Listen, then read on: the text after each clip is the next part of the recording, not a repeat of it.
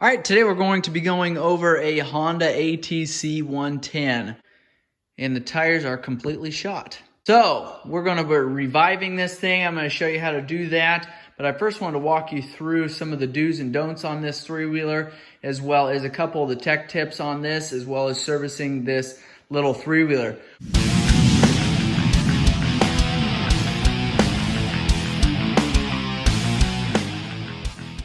We've got a couple other videos on how to adjust the valves on the ATCs, but you've got your caps here, your intake, and then your exhaust on the bottom side looks identical to that. You want to make sure you adjust those. If you can't get your three-wheeler to run quite right, maybe your valves are out of adjustment, fairly easy to do. We're going to go ahead and pull this seat fender off. There's one lever that does that. It's on the right-hand side of your three-wheeler there. It's a little lever. Going to be hard to see until I get this completely pulled off. You can see there why I'm doing that. You've got a couple different labels there that you can tell tire pressure, capacity, load capacity on the three-wheeler, different things like that, also tire size.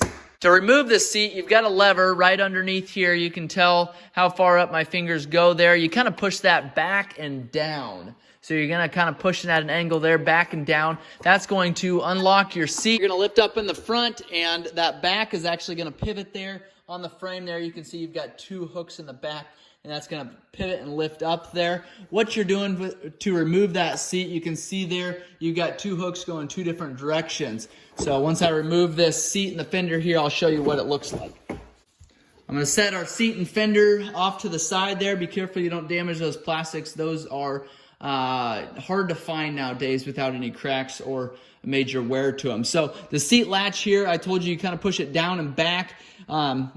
What you're doing there is unhooking this rod and that rod from those two hooks that I showed you on the bottom of that seat pan there. So make sure that's functioning properly, but just kind of push that back, and that'll unlatch that seat. You have got your engine fill cap is here. This is for your engine oil. And I'll get you those specs here down in the comments below. But this is also a dipstick. So to drain your oil, you've got a drain bolt right on the front of the motor there. You're going to want to get to that on the left-hand side of your three-wheeler there. Drain that engine oil.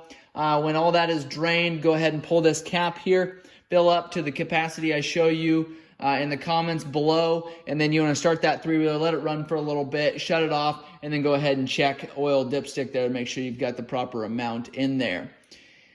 There is no engine oil filter on this little three-wheeler here, so don't worry about changing any oil filters. There is just a air filter and engine oil, and then a spark plug, which you want to change when you do service your three-wheeler. You've got your ignition coil here. It runs, your wire runs down to your cylinder head. Underneath of there is your spark plug. I like to change that spark plug every time I change my oil, just to keep your three-wheeler running the best possible. Like I said, you've got your air filter on the other side here. You do want to check and replace that if need be. I like to make sure that that is cleaned and ready to go before I go out riding. But your air filter is going to be under this cover here. You've got 10 millimeter there that you need to remove. Pull this back, your air filter is going to be underneath of there. Make sure you check those before you go out riding. Make sure everything's secure there. Make sure that air filter isn't terribly dirty. Clean it if it is. Replace it if there's any rips or tears in it. So this is a chain drive on the rear, so you do want to make sure that that's adjusted properly. I'll show you a separate video on how to do that, as we're going to have to tear into that a little bit farther to get to it.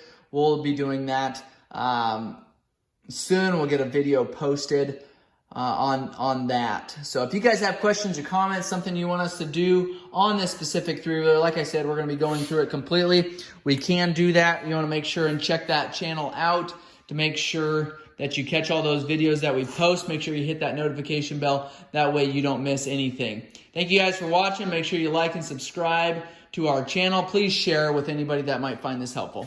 Thanks again.